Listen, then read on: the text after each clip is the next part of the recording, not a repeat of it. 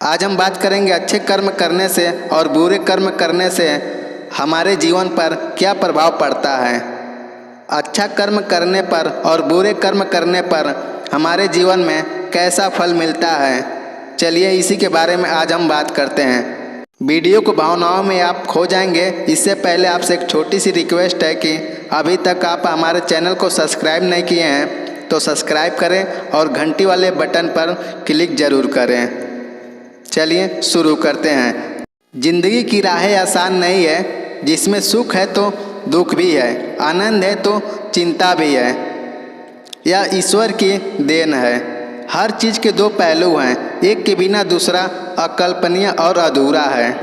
कोई किसी के दुख का कारण नहीं होता, ये तो अपने ही कर्म होते हैं जिसकी वजह से दुख उठाने पड़ते हैं। आज कौन सुखी नहीं होना चाहता, परंतु वह इसके लिए जो कर्म कर रहा है उसमें सुख है ही नहीं तो मिलेगा कहाँ से।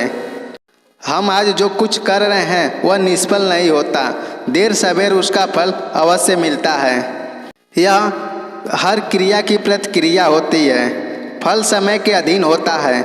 आग में यदि हाथ डाला जाए तो हाथ तुरंत जल जाता है, परंतु एक वृक्ष का बीज आज बोया गया तो उसमें फल आने में कई वर्ष लग जाएंगे, पर फल मिलेगा अवश्य। शुभ कर्म का फल शुभ और अशुभ कर्म का अशुभ फल मिलता है। आज हम जो कुछ हैं वह पिछले कर्मों का देन है, इसी को प्रारब्ध कहते हैं। प्रारब्ध के बाद पुरुषार्थ बहुत महत्वपूर्ण है।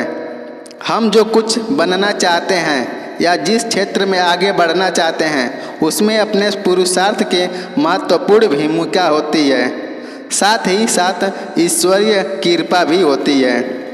ईश्वर अनुकूल या प्रतिकूल परिस्थितियां देता है, उन परिस्थितियों से अपने विवेक और सामर्थ्य के बल पर निपटना तो आपको ही होगा।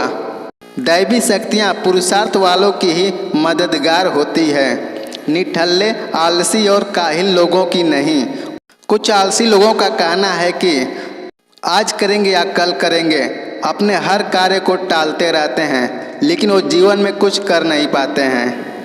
जिस गीता में भगवान श्री कृष्ण ने बात कही है वही कर्म की प्रधानता को दर्शाता है।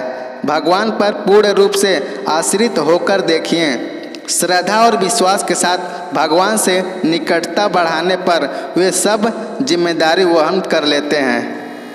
जीवन यापन की सारी वस्तुएं भगवान द्वारा प्रदत्त है, पर आलसी कामजोर उसे नहीं पा सकते। मनुष्य को ईश्वर ने असीमित शक्तियां दी है, बुद्धि, विवेक और पुरुषार्थ दिया है, जिसके बल पर क्या हासिल नहीं किया जा सकता।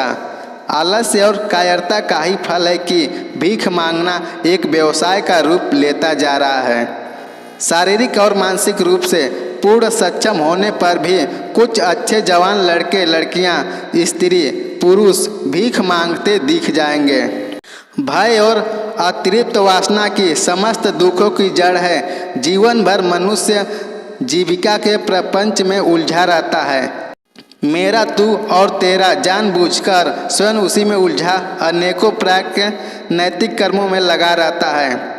भविष्य के भय को सोचकर हम अपना वर्तमान भी बिगाड़ लेते हैं और श्रेय मार्ग छोड़कर प्रेय मार्ग का अनुगामी हो जाते हैं, जिसमें दुख के सिवा कुछ है ही नहीं।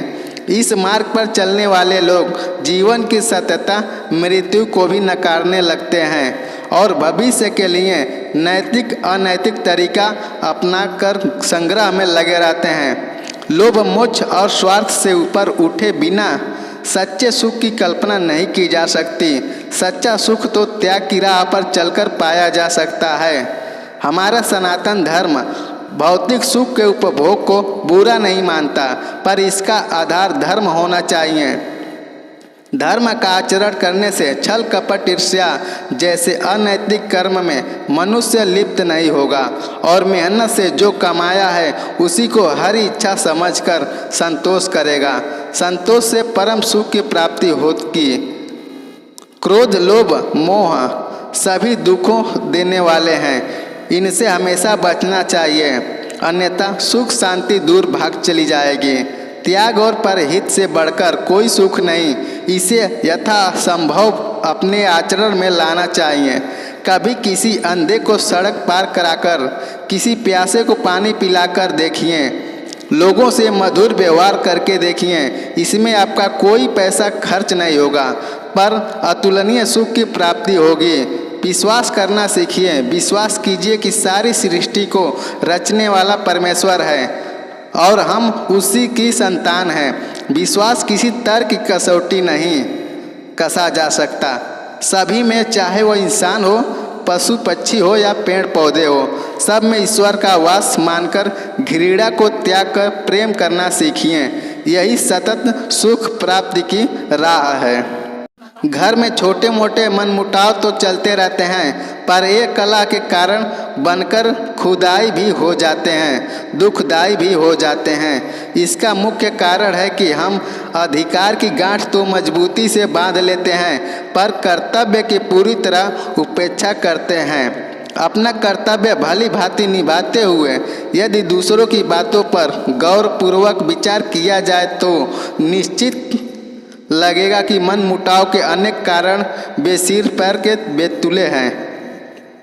अगर आप परिवार के बड़े हैं और आपने चाय मांगी पर मिलने में काफ़ी विलम्ब हो गया, तो आपके मन में यह धारणा पनप सकती है कि जानबूझकर मेरी उपेक्षा की जा रही है, जबकि दूसरे कारण अनेक हो सकते हैं।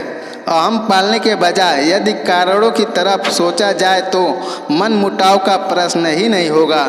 सेवा लेने की बजाय सेवा देने का भाव आपकी खुशी कई गुना बढ़ा देगा। प्रेम और मधुर व्यवहार से मनुष्य क्या, पशु पक्षी भी अपने बन जाते हैं। अगर आपके जीवन में जो कार्य कर रहे हैं वो अच्छे कर्म हैं तो आपके अच्छे फल मिलेंगे, और बुरे कर्म हैं तो आपको बुरे फल मिलेंगे। इसीलिए अपने जीवन में हर कार्य को अच्छे ढंग से करने की प्रेरित करें।